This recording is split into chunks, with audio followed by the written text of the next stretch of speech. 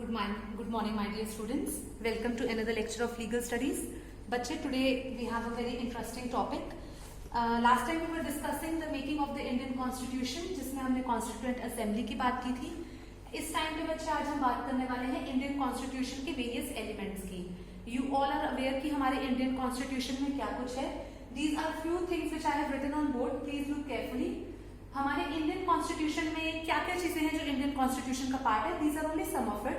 The preamble, fundamental rights, directive principles of state policy, the houses of parliament, the judicial system, these all are a part of the Indian constitution. जो हमारा constitution है is a sum total of all these things. अब ये चीजें क्या हैं और इनकी इंपॉर्टेंस क्या है. बेसिकली बच्चे, जो मेरे पीछे सारी चीजें लिखी हुई हैं, all of them which you read in your book also are a part of our Indian Constitution which helps in the smooth working and functioning of our government, right? अगर हम बात करें, हम सबसे पहले हमारे पास यहाँ पे है preamble. Preamble is also known as the introduction to our Indian Constitution. Preamble में कुछ words दिए हुए हैं, कुछ definitions हैं which you should know thoroughly. Sovereign, democratic, equality, liberty, integrity and many more. So what does these definitions mean? हर एक word का जो बच्चे मतलब है वो इन पर्टिकुलर जो हमारे इंडियन कंटेक्स्ट पे है, जो हमारे इंडियन कॉन्स्टिट्यूशन है, जो यहाँ हमारा सिस्टम है, हर चीज से रिलेशन में लिखा गया है. सॉवरन का मतलब क्या होता है? For example, I am taking few examples over here. Sovereign का मतलब होता है that India is an independent country and यहाँ पे किसी भी एक्सटर्नल पावर का कोई भी रूल नहीं है. देन डेमोक्रेटिक की जो यहाँ की गवर्नमेंट है, it is formed by the people and it is for the people. जो कोई भी यहाँ पे मतलब कि जो कोई भी एक पर्टिकुलर इंसान पावर में नहीं रह सकता. जो सारी यहाँ पे हमारी डेमोक्रेसी है, जो सारी गवर्नमेंट है, वो लोगों के द्वारा अपॉइंट की गई है. इक्वालिटी इज कि सब लोग जो यहाँ पे हैं, जो इंडियन सिटीजन हैं, they are equal before the law.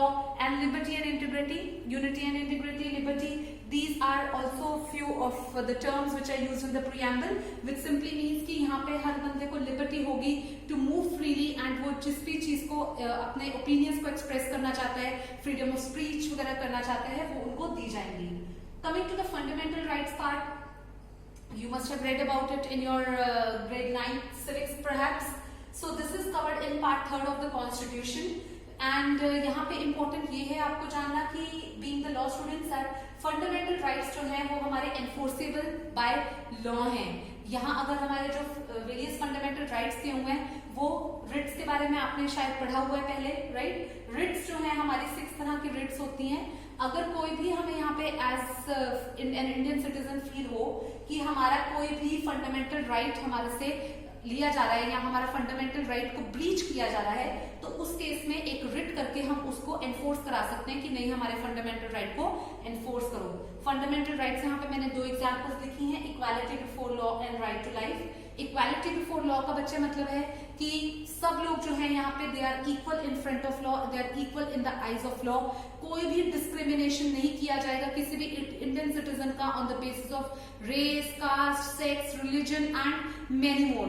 किसी भी तरह का कोई भी डिस्क्रिमिनेशन प्रोहिबिट करती है हमारी इंडियन कॉन्स्टिट्यूशन. और लिखा गया है कि लॉ की आईज में, लॉ के आगे जो सब लोग हैं, चाहे वो रिच है, वो पुअर है, उसकी स्किन व्हाइट है, ब्लैक है, कुछ मर्जी है, वो कोई मर्जी रिलीजन फॉलो करता है, मेल है, फीमेल है, कोई मर्जी है, वो सब इक्वल है लॉ के आगे. लॉ कभी डिस्क्रिमिनेशन नहीं करता.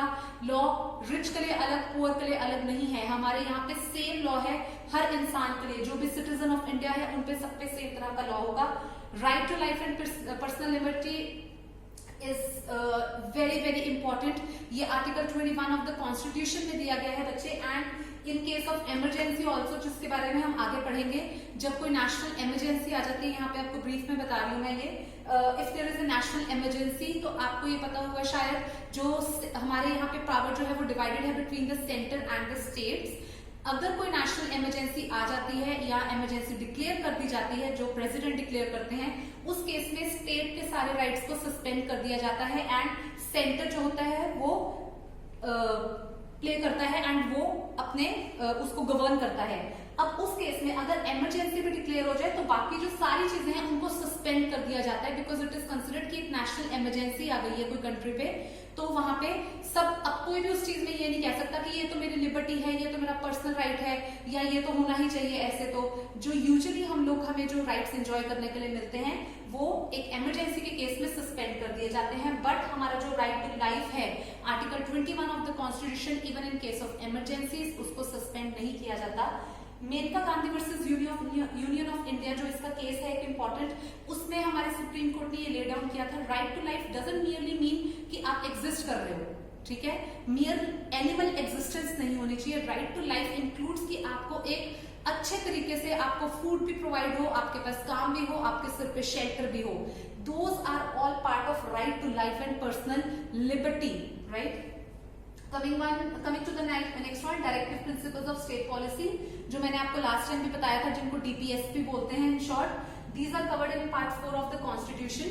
ये बच्चे बेसिकली इकोनॉमिक और सोशल राइट्स हैं, और जब स्टेट्स को पॉलिसीज फ्रेम करती हैं तो इनको ये एक तरह से डायरेक्शंस हैं जो स्टेट्स को दी जाती है कि आप जब अपने लिए अपनी स्टेट का कोई भी आप किसी भी तरह का लॉ फॉर्मुलेट कर रहे हो, इनको ध्यान में रखो। These are not enforceable by law। जैसे यहाँ पे मैंने 2 एग्जाम्पल्स लिखे हैं आपके, equal pay for equal work and free legal add. Equal pay for equal work का मतलब है बच्चा कि कोई भी, चाहे वो मैन है चाहे विमेन है, कोई भी काम कर रहा है उसको डिस्क्रिमिनेट नहीं किया जाएगा। अब आपको ये लगेगा कि काफी सिमिलर है, yes, these all are they work together. इनमें से कोई भी आपको प्रोविजन ऐसा फील नहीं होगा, कई कई जगह पे ऐसे फील होगा कि ये आपस में कोरिलेटेड है। हमारी लॉ में as a legal student you should be aware of this thing, हमारी लॉ में कुछ भी ऐसी चीज नहीं है जो बिल्कुल अलग सेपरेट वर्कआउट कर रही है। हमारा सारा लॉ आपस में इंटरलिंक्ड है, it is linked to one and another, right. So free legal aid, इसका बहुत एक फेमस केस है हुसैनरा Khatoon versus state of Bihar, जिसमें ये प्रोवाइड किया गया था। सुप्रीम कोर्ट ने कहा था फ्री लीगल एड का मतलब होता है बेसिकली हमारे जो सारे कॉन्स्टिट्यूशन है, हमारा सारा यहाँ का संविधान है, वो मेनली आपको प्रोवाइड करना चाहता है जस्टिस की यहाँ पे स्मूथ फंक्शनिंग रहे एंड जस्टिस प्रोवाइड हो, जो हमारे राइट टू लाइफ में भी एक इंपॉर्टेंट चीज है। तो फ्री लीगल एड उसका पार्ट कैसे बना? फ्री लीगल एड का मतलब है अगर कोई इंसान अपने लिए एक इफ उन्होंने कुछ क्राइम कर दिया है या उन पे कोई केस चल पड़ा है and they can not afford a lawyer, तो गवर्नमेंट अपने एक्सपेंस पे उनको लीगल एड प्रोवाइड करेगा, उन्हें लीगल हेल्प प्रोवाइड करेगा ताकि वो कोर्ट में आके अपने केस को अपनी कोर्ट के आगे वो रख सके, और उनको वहां पे फ्री लीगल एड प्रोवाइड की जाती है टू दोज पीपल जो खुद इस चीज को अफोर्ड नहीं कर सकते, राइट। एंड ये लेट डाउन किया गया था, बहुत ही famous case as I told you before, Hussainara Khatoon versus state of Bihar. Coming to the next one is are the houses of parliament, right? You are aware of this thing। हमारे यहाँ पे bicameral legislature है, unicameral नहीं है। bicameral का मतलब है the power is divided between the center and the states। हमारे 2 houses of parliament है बेटा, एक है Lok Sabha which is known as the lower house and the other one is the Rajya Sabha which is the upper house। Coming to the next one which is the judicial system, then again there is a separate chapter in your book regarding the same। Judicial system में यहाँ पे जो है हमारे Indian constitution में lay down है कि सबसे टॉप जो हमारी एपेक्स कोर्ट है वो हमारी सुप्रीम कोर्ट होती है। Then we have high court at the state, हर स्टेट की अपनी एक हाई कोर्ट होती है। It is important to remember, it is not necessary कि हर स्टेट की अपनी हाई कोर्ट हो, कई बार क्लब करके 2 को ज्वाइन करके डिफरेंट स्टेट्स को एक वन सिंगल हाई कोर्ट भी प्रोवाइड कर दी जाती है, जिसका एग्जाम्पल है हमारी हाई कोर्ट एट चंडीगढ़ जो बेस्ड है चंडीगढ़ में, बट वो हाई कोर्ट किसको बिलोंग करती है? State of Punjab and state of Haryana, right. Then we have the district courts. District courts हो गई जो हमारे डिस्ट्रिक्ट्स होते हैं, जो वेरियस डिफरेंट डिस्ट्रिक्ट्स हैं, जैसे Sangrur in itself is a district, Punjab में और सारे डिस्ट्रिक्ट्स हैं, लुधियाना है, अमृतसर है, बठिंडा है, फिरोजपुर है एंड सो फोर्थ, वो सारे डिस्ट्रिक्ट हैं, वहां पे भी जजेस होते हैं।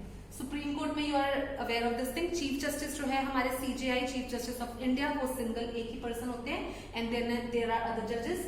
इन high court, every high court again जो स्टेट का हाई कोर्ट है उसका अपना एक चीफ जस्टिस होता है and then there are other जजेस। डिस्ट्रिक्ट कोर्ट में जो सबसे सुप्रीम अथॉरिटी होती है वो डिस्ट्रिक्ट एंड सेशन जज की होती है एंड उसके बाद एडिशनल डिस्ट्रिक्ट एंड सेशन जज एंड अदर जजेस are there. Now talking about the amendment to the constitution, in amendment to the constitution बच्चे ये हमारे यहाँ पे एक बहुत इंपॉर्टेंट डॉक्ट्रिन है which talks about which is the doctrine of basic structure। इसमें आपका इम्पोर्टेंट सबसे इम्पोर्टेंट केस लॉ जो है वो है केशवानंदा भारती केस, जहां पे ये ले डाउन किया गया था, जिस केस में ये ले डाउन किया गया था कि अमेंडमेंट क्या होती है पहले तो ये अंडरस्टैंड करेंगे। अमेंडमेंट होती है किसी भी चीज में कोई भी चेंज करना, ओके, कुछ एडिशन करना, कुछ निकाल देना, उसमें से डिडक्ट कर देना, वो अमेंडमेंट होती है, कुछ भी किसी भी तरह का चेंज करना। अब डॉक्ट्रिन ऑफ बेसिक स्ट्रक्चर क्या कहता है कि हमारा जो कॉन्स्टिट्यूशन है उसका जो बेसिक स्ट्रक्चर है आप उसको अमेंड नहीं कर सकते हो। यही ले डाउन किया गया था केशव नंदा भारती केस में। जो बेसिक स्ट्रक्चर है आपका यहाँ का हमारे इंडियन कॉन्स्टिट्यूशन का, आप उसको कुछ मर्जी करके अमेंड नहीं कर सकते। पार्लियामेंट के हाथ से ये पावर ले ली गई कि वो किसी भी तरह का कल को कोई लॉ नहीं पास कर सकते जो हमारे बेसिक स्ट्रक्चर, जो ये सारी चीजें हैं ये हमारा बेसिक स्ट्रक्चर का पार्ट है, इनको आप टच नहीं कर सकते हो। That is the amendment of the constitution. Otherwise also our constitution is known as a living document. क्यों लिविंग डॉक्यूमेंट इसलिए बोला जाता है बच्चा? Because from time to time there has been changes. You should understand this thing, we are people and we are living in a society, and as a society keeps progressing, so we need new laws according to the need and demand of the society। ठीक है, तो उसके accordingly अगर हमारा law static होगा कि जो follow कर रहे थे 1947 में, 1950 में इंडियन कॉन्स्टिट्यूशन जब फ्रेम किया गया, तब से अगर आज तक एक ही लॉ चलता आएगा तो नेचुरल सी बात है आज जैसे हम ये यूजुअली बोलते हैं आज के टाइम में और उस टाइम में there has been a lot of difference. So similarly law is never stagnant. Law हमेशा आए दिन आए चीजों के साथ, कंसेप्ट्स के साथ चेंज होता रहता है। अब रिसेंटली ही बात कर लें किस चीज की, अब as you are aware of this thing, आजकल कोरोना बहुत ज्यादा फैला हुआ है, राइट? तो अब क्या बन गया, एक न्यू चीज क्या आ गई है, everybody is wearing mask and using hand sanitizers. जब कर्फ्यू भी इम्पोज हुआ था, पीछे लॉकडाउन हुआ था, तो people were advise not to come out of their houses, right? तो वो सब चीज क्या है, अब ये आज से पहले तो कभी भी नहीं हुआ। We were free, we were allowed to move anywhere we wanted to. So अब ये कुछ नया, कुछ सोसाइटी में या हमारे यहाँ पे सिस्टम में कोई ऐसी चीज आई जिससे हमें डील करना पड़ा, तो इंस्टेंट उससे डील करने के लिए मेजर्स निकाले गए एंड कुछ गाइडलाइन सेट की गई कि ये आपको फॉलो करनी ही पड़ेगी, okay? So that is why our constitution is known as a living document, क्योंकि बहुत सारे ऐसे चेंजेस हैं जो हमारे वेरियस चीजों में फ्रॉम टाइम टू टाइम हमें करनी पड़ती हैं, कुछ चीजें ऐड करनी पड़ती हैं, कुछ चीजें डिलीट करनी पड़ती हैं। लास्टली जो मैंने आपको यहाँ पे भी बात की थी, हमने इमरजेंसी प्रोविजंस के बारे में। इमरजेंसी जो बच्चे हैं वो डिक्लेयर की जाती है, प्रेसिडेंट डिक्लेयर करते हैं इमरजेंसी को। Emergency is of many kinds, right? उसमें से फाइनेंशियल इमरजेंसी है, नेशनल इमरजेंसी है। तो हमारी जो इमरजेंसी है, जब कोई भी, जब हमारी कंट्री में, किसी भी कंट्री में, स्पेशली इंडिया में अगर बात करें, इमरजेंसी डिक्लेयर कर दी जाती है, तो वहां पे उस समय जो भी हमारे सारे राइट्स होते हैं, सब कुछ होते हैं, वो सस्पेंड कर दिए जाते हैं। दैट बीइंग सेड, एक और इम्पोर्टेंट चीज है, हमारे यहाँ पे जो सेंटर और स्टेट है, आपको पता है उनमें जो है हमारी वर्क जो है वो डिवाइडेड है। You must have heard about the list, right? Part 7 में प्रोवाइड है। पार्ट 7 ऑफ द शेड्यूल बात करता है 3 लिस्ट की। One is the union list, then is the state list and third is the concurrent list. Union list के जो matters हैं वो सारे के सारे सेंटर को डिसाइड करने होते हैं। स्टेट लिस्ट में जो मैटर्स हैं वो हर स्टेट अपने लिए खुद फ्रेम करता है और खुद डिसाइड करता है। एंड कॉन्करेंट लिस्ट के जो मैटर्स हैं उस पे जो सेंटर है एंड स्टेट है, दोनों उन मैटर्स पे अपने अपने लॉज को फॉर्मुलेट कर सकते हैं। यूजुअली जो बहुत इंपॉर्टेंट मैटर्स होते हैं, जैसे नेशनल डिफेंस का कोई मैटर है या कुछ भी इस तरह का एक्सपेंडिचर का मैटर है, नेशनल इंटरेस्ट का मैटर है, वो सारे यूनियन लिस्ट में कंटेन होते हैं। स्टेट्स को रन करने के लिए, स्मूथ फंक्शनिंग के लिए, उस एरिया के फंक्शनिंग के लिए जो मैटर्स डिसाइड करने होते हैं वो स्टेट्स के हाथों में दे दिए जाते हैं, that yes you can formulate your own laws. क्योंकि लॉज की जो बच्चे लॉ है बेसिकली वो क्या है, लॉ आपको हेल्प करना चाहता है एक स्मूथ फंक्शनिंग में, और लॉ एक लॉ एंड ऑर्डर मेंटेन करना चाहता है सोसाइटी में, ताकि किसी भी तरह की किसी को प्रॉब्लम ना लगे। सो हर स्टेट की, हर एरिया की, हर जगह की डिमांड जो होती है वो डिफरेंट होती है, इसलिए स्टेट को लॉज दिए जाते हैं कि वहां पे उनके अकॉर्डिंगली उनको फ्रेम कर दिया जाए। एंड लास्टली कॉन्करेंट लिस्ट में इन दोनों जो लिस्ट के मैटर्स होते हैं, कॉन्करेंट लिस्ट में ये जो दोनों सेंटर और स्टेट्स हैं, ये दोनों इनके ऊपर they can make laws. I hope this lecture was clear to you. Thank you so much.